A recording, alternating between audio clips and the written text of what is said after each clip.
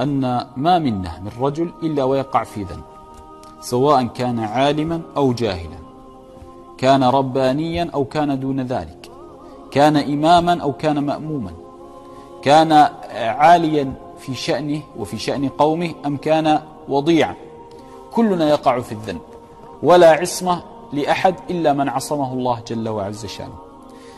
لهذا أمرنا النبي عليه الصلاة والسلام بالستر، بأن نستر على إخواننا، وأن نسعى دائما لو رأينا من إخواننا سوءا أن نستره كأننا لم نرى شيئا.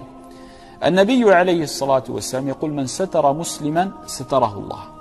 تصور، من ستر مسلما ستره الله. أنا أريد أن أسأل الآن: من منا ليس بحاجة لستر الله؟ من منا؟ كلنا قاطبة نحتاج لستر الله. كيف تنال ستر الله هذا؟ كيف